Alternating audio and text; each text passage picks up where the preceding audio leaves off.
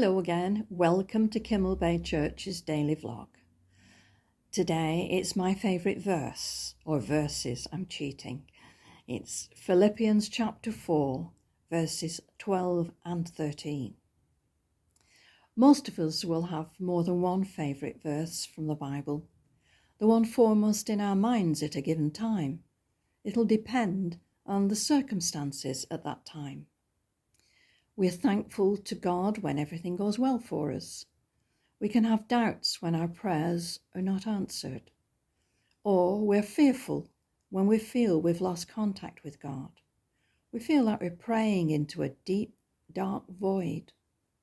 Paul's letter to the Philippian believers is full of love, joy, and peace. In verse 12, Paul says, "I know what it is to be in need, and I know what it is to have plenty. I have learned the secret of being content in any and every situation, whether well fed or hungry, whether living in plenty or in want. I have learned the secret of being content." How do we learn to be content? So much of modern life is about getting what we want, what we feel is necessary for our happiness. You will have read stories of lottery winners who've won millions of pounds and lost it all within a few years, chasing their dream only to find it wasn't what they wanted after all. Happiness doesn't last forever, as we know. Happiness depends on a happening. What's happening around us, what's happening to us at a given time. Joy is something completely different. One of the definitions of joy is that it's a deep feeling. Yes, a condition of happiness, but one of contentment. Something is causing such a feeling. As a Christian, the cause is my faith in Jesus Christ as my Lord and Saviour. It's not a fleeting happiness. It's deep down inside me, even when life is quite trying. I saw recently a little story that's been going around for years. Two little teardrops were floating down the river of life. One teardrop says to the other, "Who are you?" "I'm a teardrop from a girl who loved a man and lost him," was the reply. "Who are you?" "Well, I'm a teardrop from the girl who got him." Fleeting happiness. Another quote, "Contentment is not in what you have, it's in who you have." And for me, that's Jesus. Verse 13, "I can do all this through him who gives me strength." The Amplified Version translates this as, "I can do all things which he has called me to do through him who strengthens and empowers me to fulfill his purpose. I am ready for anything and equal to anything through him who infuses me with inner strength and confident peace."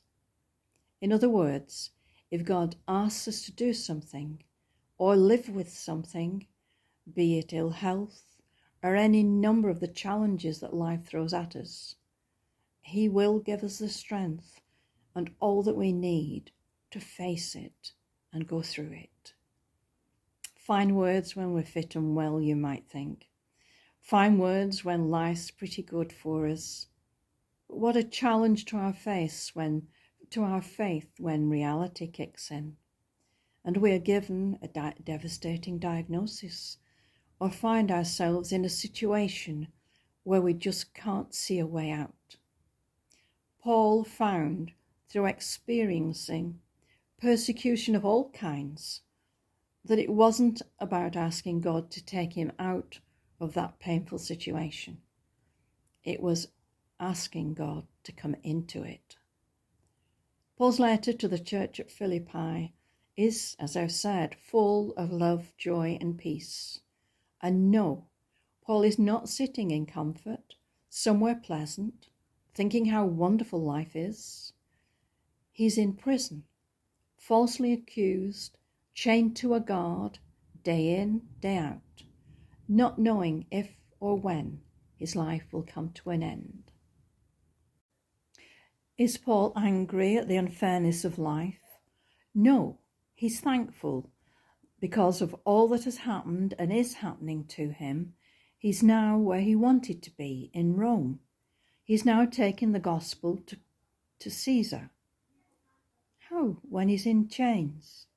Well, in chapter 1, Paul says that what has happened to him has actually served to advance the gospel.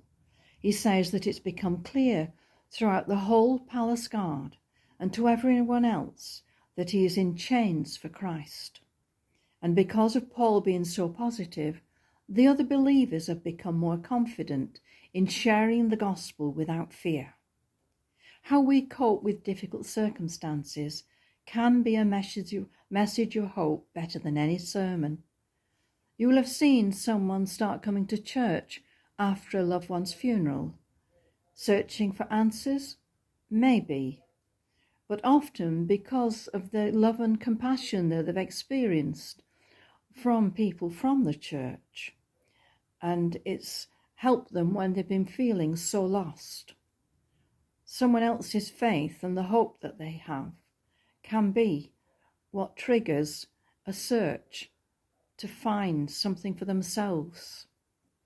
I've visited where life expectancy has been short. And then when I've returned home, my husband Jeff has said to me, "How was," and named the person. And on many occasions I've had to reply, "Do you know, Jeff, I didn't get a chance to ask, because all they wanted to talk about was what was happening in church. How were the children getting on? What plans do we have for them? What plans have we got for the future months?" Often, in the direst of circumstances, the one who was ill was such a joy to visit that they made me feel better because they were so positive. And as Paul said, I can do all this through him who gives me strength. And this is what those I'd visited had found through their faith. They chained Paul, to silence him, not realizing that they'd given him a pulpit from which he could preach to a captive audience. The guard on duty couldn't go anywhere, and the guards were on 6-hour shifts, 4 changes of guards, and it makes you ask, who was chained to whom? The guards were from Caesar's elite bodyguard. What they heard, they took back with them. Even if they repeated Paul's message in a disrespectful way, they would talk about it in the guard room. You'll never believe what he's been saying today. You can just imagine, can't you, what the conversation was like. But still, the gospel message entered the hearts of some. Read on to the end of this letter, chapter 4, verse 22. All God's people here send you greetings, especially those who belong to Caesar's household. You see, not just the guards were there with Paul, but he'd had visitors from curious members of the household. Curiosity is a wonderful thing, isn't it? When it causes us to want to see and hear for ourselves what we've been told. Paul had a vision to take the gospel of Jesus Christ to the Gentiles, to Europe, and with God's help, he achieved his vision. God bless you. I'll be praying for you.